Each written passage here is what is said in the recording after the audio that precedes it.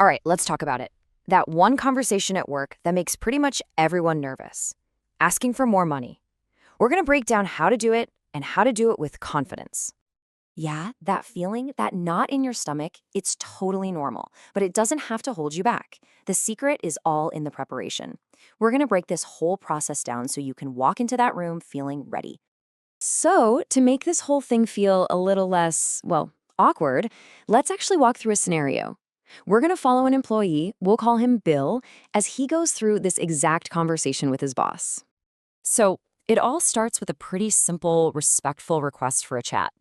Bill just goes up to his boss and says, "Excuse me, sir, may I talk to you?" It's professional, it's polite, and it sets the right tone right from the start.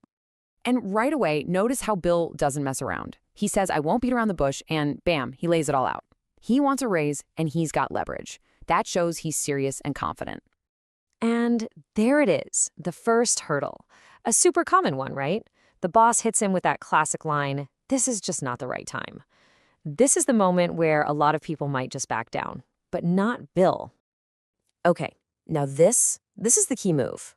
First, he shows he understands the company's situation. He mentions the economic downturn. But then he immediately pivots back to his own value, his hard work. It shows he's a team player, but he also knows what he's worth. And bingo, it totally works. The boss thinks about it, realizes he doesn't want to lose a good employee, and comes back with a really solid offer, a 10% raise and 5 extra vacation days. That's a win. But the boss, he's a little curious, you know? He wants to know about that leverage Bill mentioned. He asks, just out of curiosity, what companies were after you? And this leads to the best part of the whole conversation. And Bill's reply? Oh, the electric company, the gas company, and the water company. It's hilarious, of course, but there's a really powerful point here. The confidence he projected was the real leverage. That's what got him the raise. So let's pull this apart. What exactly made Bill's pitch work so well? A big piece of the puzzle was the specific language he used. Let's look at a few key terms that can make you sound like a total pro. First up, that word prestigious. Remember Bill called his company a prestigious firm? All that word means is that something is very respected or well known. It's a small word, but it has a big impact. So, why is that word so smart to use? Well, when you call your company prestigious, you're framing your request in a really positive light. It shows you respect where you work and you see a future there, which is a much better approach than just complaining. Okay, then the boss throws out the phrase economic downturn. You're going to hear this one a lot. It's basically just a professional way of saying business is slow or profits are down. It's a common roadblock, so you've got to be ready for it. Now, this next one, brain drain. I love this term. The boss said he wanted to avoid it. A brain drain is exactly what it sounds like when a company starts losing its smart, talented, and experienced people. And that's exactly why it's such a powerful idea to bring up. When you frame your potential departure as part of a brain drain, you're making it clear that losing you isn't just about filling a seat. It's about losing valuable knowledge and experience that the company needs. All right, so we've got the individual words down. Now let's look at the actual phrases that do the heavy lifting, the sentences you can build for maximum impact. Remember how Bill's started? "I won't beat around the bush."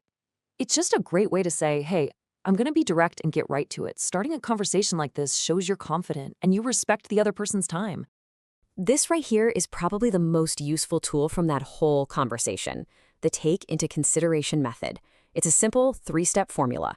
1, acknowledge their side of things. 2, clearly state what you bring to the table. And 3, ask them to weigh those things in their decision. It's respectful, but it's also really firm. And one last super important thing to remember, a win doesn't always have to be about the paycheck. A successful negotiation can include a lot more than just a bigger salary. Let's talk about that number, 10%. That's not a random number. Coming in with a realistic and achievable target, say somewhere in that 5 to 10% range, shows you've done your homework. It makes it way easier for a manager to find a way to say yes. And don't forget, Bill didn't just get cash. He got extra vacation days. That's huge.